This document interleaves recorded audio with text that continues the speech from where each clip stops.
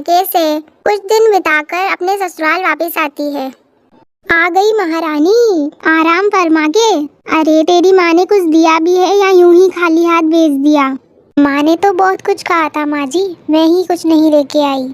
क्यों माँ जी, आप ये कैसी बातें कर रही हैं?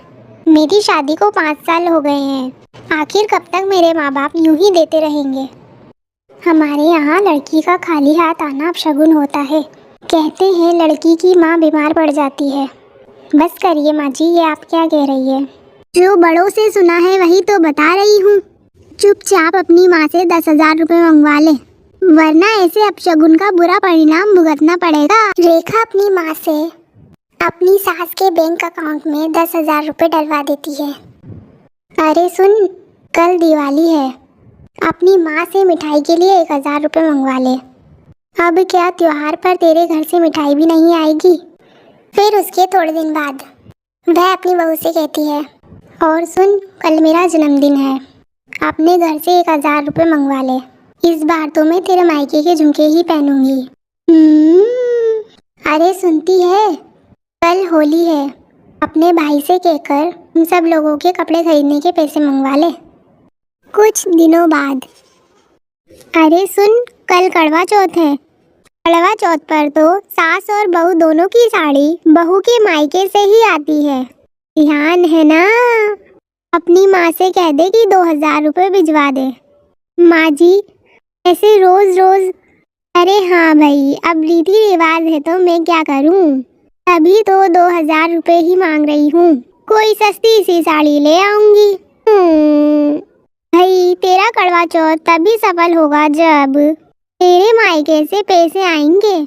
रेखा रोते हुए वहाँ से चली जाती है। रेखा की सास आड़े दिन कोई ना कोई बहाना बनाकर रेखा के माँ बाप से पैसे मंगवाती रहती है। देखो रमेश, देखो ना, आज फिर माँ जी ने मेरे घर से पैसे मंगवाए। वो जरूरी रिवाज होगा तभी तो माँ ने मंगवाए होंगे। रमेश, आप भी? अरे ऐसे रीति रिवाज किस काम के कि लड़की के माँ बाप अपनी बेटी भी दे और जिंदगी भर कोई कर्जा भी चुकाते रहे। देखो रेखा, तुम जानो और माँ जाने, मुझे बीच में मत लाओ। हाँ, मुझे ही कुछ करना पड़ेगा अब। फिर कब तक मैं अपने घर वालों पर इनकी मांगों का बोझ डालती रहूंगी। अगली सुबह, माँ जी, मेरे भैया को बेटा हुआ था ना, चीकू? हाँ, तब से ही देख रही हूँ, तेरी माँ को घमंड आ गया है बहुत। ओफो, वो सब छोड़िए माँ जी, 2 दिन बाद चीकू का पहला जन्मदिन है। अच्छा, तो हमारे लिए क्या क्या तोहफे आएंगे? अरे नहीं माँ जी, मेरे मायके में प्रथा है, बच्चे के पहले जन्मदिन पर बुआ सोने का कड़ा लाती है। सोने का कड़ा?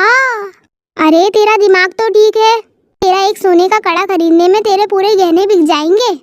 वो तो ठीक है माँ जी, मगर वो कड़ा बुआ की सास की तरफ से होता है। भाई तेरा भतीजा तेरा, तो कड़ा मैं क्यों दूं?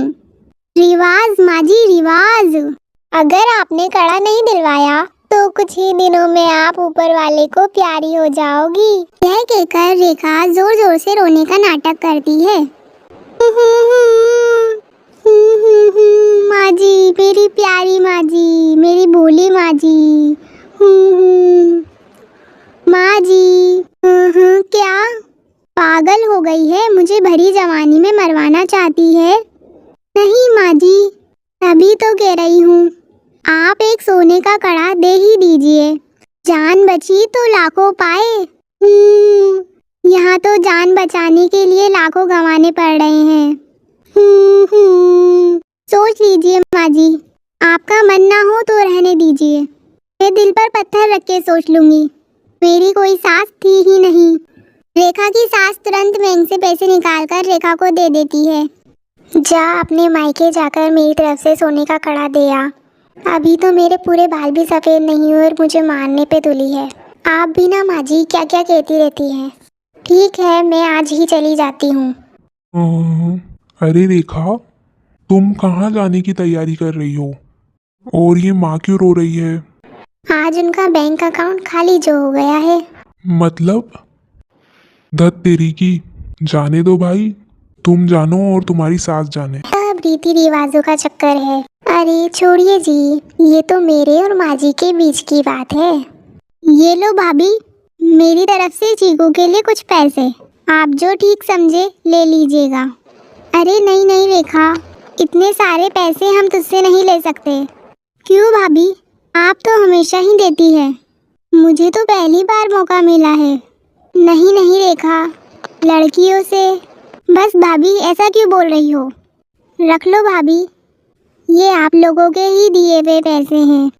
तभी नेहा का फोन बजता है। उसकी सास उससे फोन पे कहती है, नेहा बेटी, इस बार अपने मायके से कुछ मत लाना, अब तेरी शादी को इतने साल हो गए हैं, अब ये सब चक्कर छोड़ देते हैं। फिर नेहा उसकी सास से कहती है, अरे पर माँ जी अपशगुन। फिर नेहा की सास उससे कहती है, अरे गोली मार इस अपशगुन और शगुन को, इनके चक्कर में यहाँ दिवाला निकले जा रहा है। फिर नेहा फोन रख देती है और वो बहुत खुश हो जाती है। फिर नेहा मुस्कुराकर कहती है, ठीक है माँ जी। शिक्षा, हमें दूसरों से उतनी ही उम्मीद करनी चाहिए जितना हम उनके लिए कर सकते हैं।